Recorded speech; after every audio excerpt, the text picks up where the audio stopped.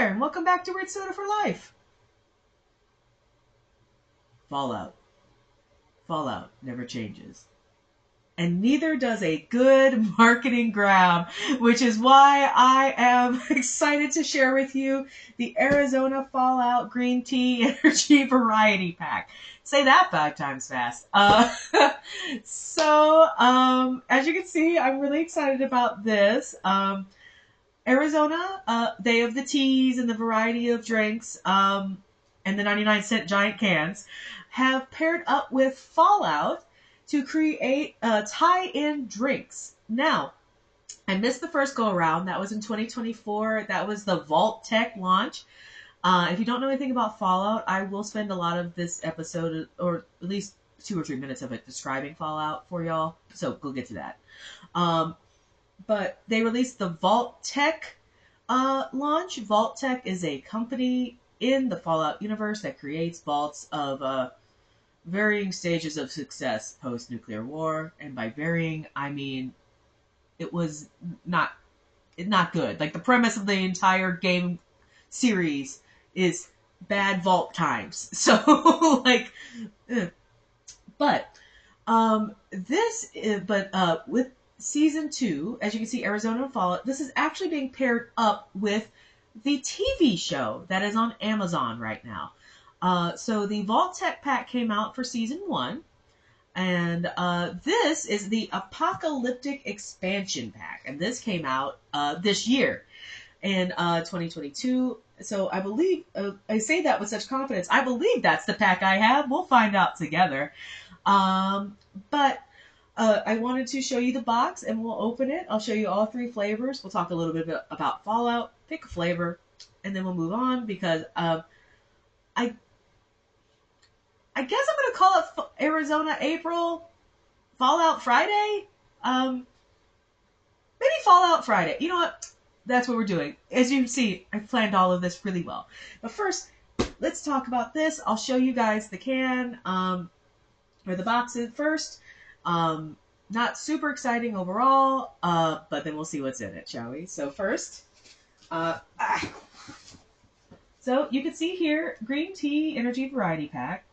I do like the marketing on it. Again, Vault-Tec is a company. This is a Vault suit. This is a mascot from the Fallout series. On the other side, which I'm going to put my fingers over my address. Don't send me things. Or if you're a sponsor, please do send me things. I'll give you my address. But you can see on this side, so we have actors from the series. So admittedly, straight up, I haven't seen the series. My dad has. And because of that, he has really gotten into Fallout, which is great for me, a person who's been playing all of the games since time began, other than Fallout 76. From what I understand, it is very close. And again, they're working with Todd Howard, who is with Bethesda, the head of Bethesda. Fallout is his baby. So, like, canon-wise, it should be okay. But I'm going to talk a little bit about Fallout just very quickly for those of you who aren't familiar. So Fallout is set in a post-apocalyptic future where it's a very retro style. Essentially, it's in the 50s, where instead of us pulling away from nuclear energy, we went we went hard in the paint. So, like, the Fallout timeline splits from our timeline, like, right after World War II. They lean into nuclear energy. Cars run on nuclear energy. There's atomic robots. It is very 1950s-esque style. But, again, because we cannot seem to keep out of conflict, America is having exchanges back and forth with China. And then on October 23rd, 2077, the U.S. and China send nukes to each other. And within 2 hours of that timeline, the world just essentially turns to ash. That is the origin of all of these Fallout games. And Vault-Tec itself, I alluded to it being bad vaults, but actually what was happening is they were marketed as public shelters, but the bunkers themselves, right, underground, tended to be actually a lot of social dynamic experiments. Like, they were being experimented on.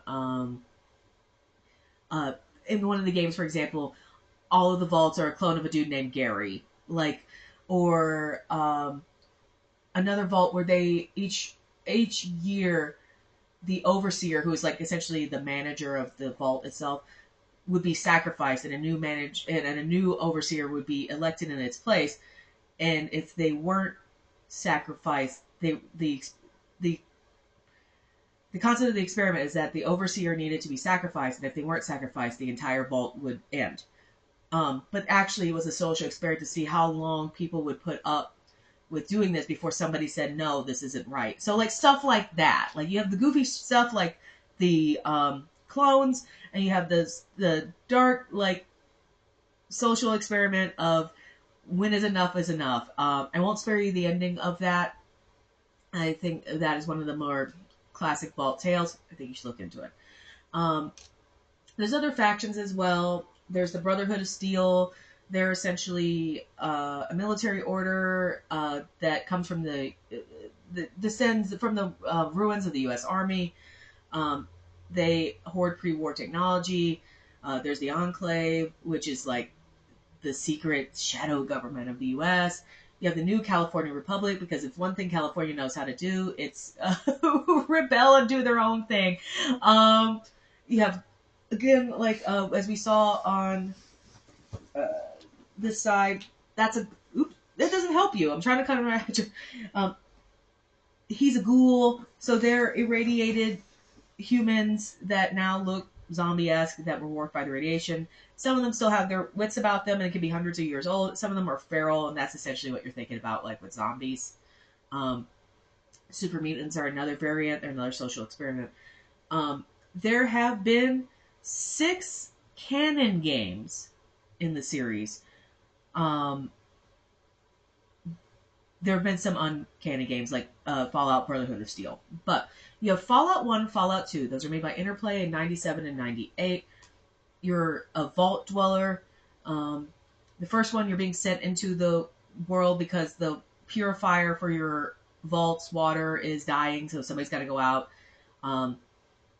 In 98, that's like 80 years later from the original. You are now a descendant of that original vault dweller. You've got to save like your village. And then it stops. Like, those were isometric that you're looking down. The series stops for 10 years. In 2008, Bethesda picks it up and creates Fallout 3, which is a modern-day classic. Really reinvents the genre. That's set in Washington, D.C. You're the lone wanderer. You're looking for your missing dad, who is voiced by Liam Neeson. You then have Fallout New Vegas, which was put on by Obsidian. And I will say, frankly, it's probably my favorite in the series, but it's in the Las Vegas area.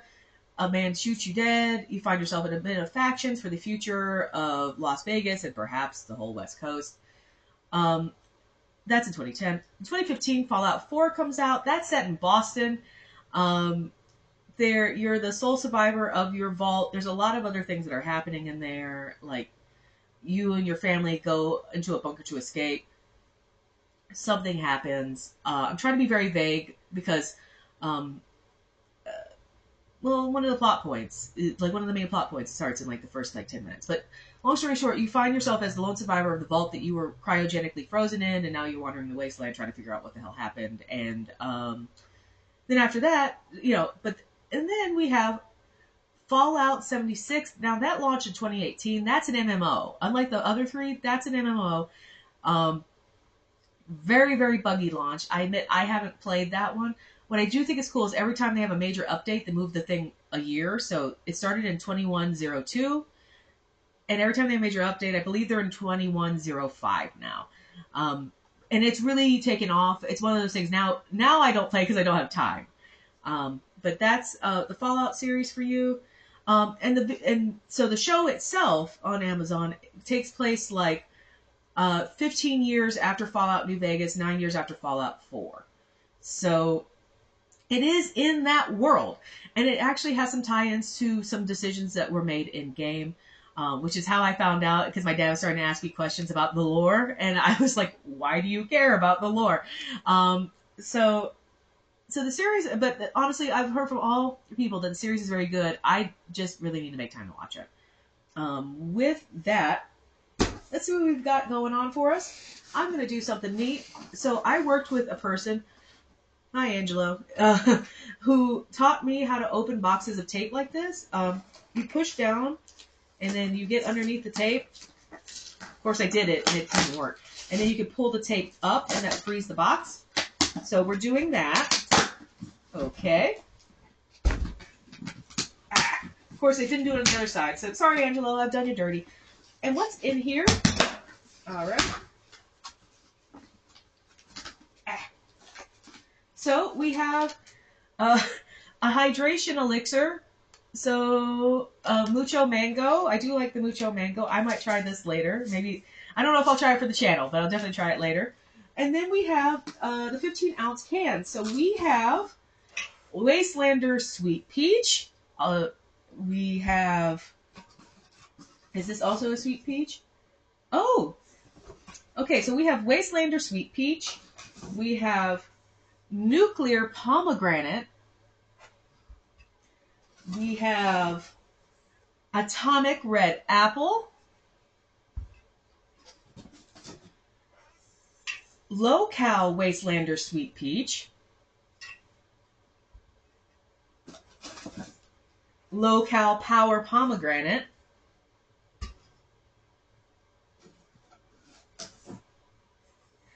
And Apocalyptic Orange.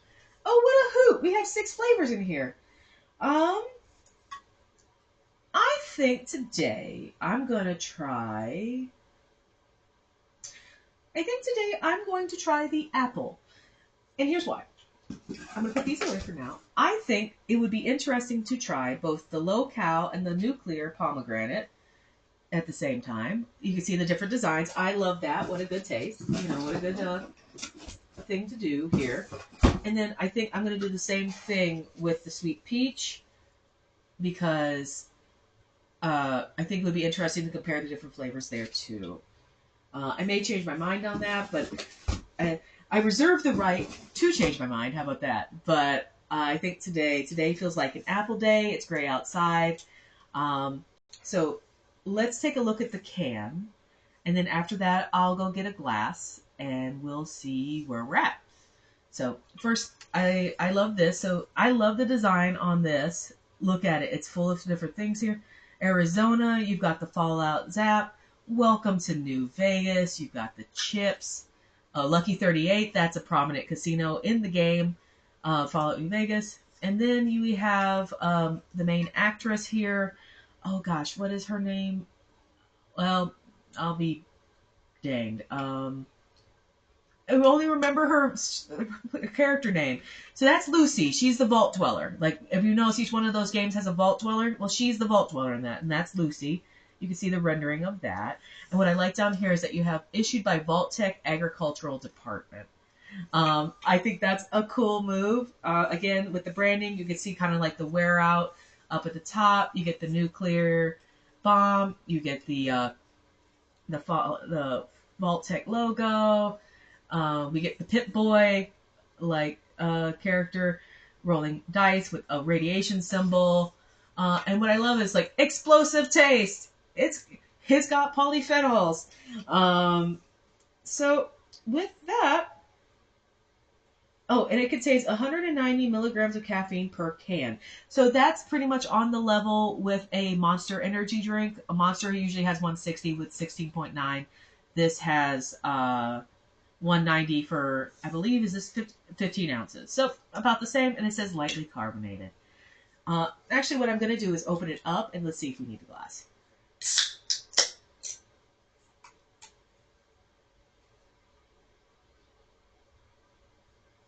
It looks like it's a different color, so I'm going to get a glass. I will be right back. Okay, I'm back with a glass. All right, so this says Atomic Red Apple. Okay, that looks a little bit like apple juice. Oh, lightly carbonated my foot. That looks actual carbonation. And this looks a whole lot like apple cider. That's a vibe, and I guess because it's a green tea. But with this, let's see. Oh yeah, okay, definitely from here. It kind of smells. It smells like apple pie, is what it smells like. Which honestly, if it tastes like apple pie, I'm here for. But yeah, it smells. It's got that cinnamon apple mix. With that, thumbs up.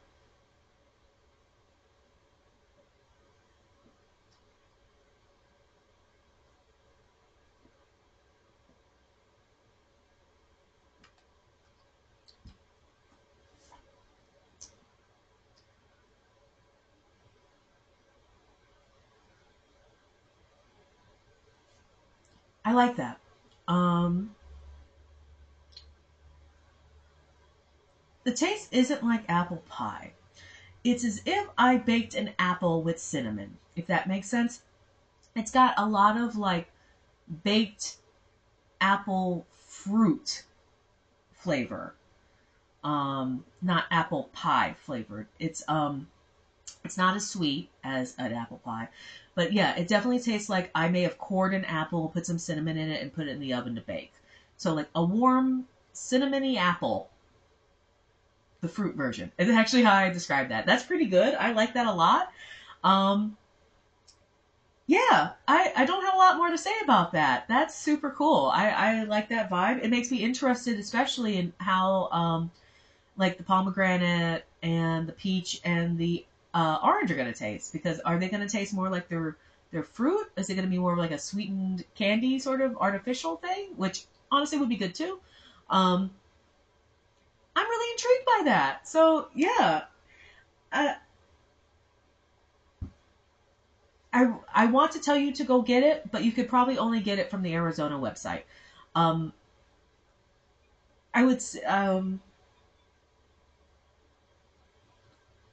Part of me wants to tell you to get it. The other part of me is like, if it's overly expensive, don't. But I really like this. I think it's a really great flavor. It makes me really excited for the rest of the flavors.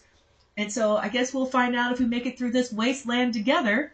Um, Next week, I will probably try the orange as I'm trying to hedge my bets into figuring out whether I want to do a twofer with the pomegranate and the peach, or if I want to keep them all separate and keep Fallout Friday going. Uh, until next time, drink weird, and if you are in a post-apocalyptic situation, like remember that all mushrooms are edible, but some of them are only edible once. See you next time.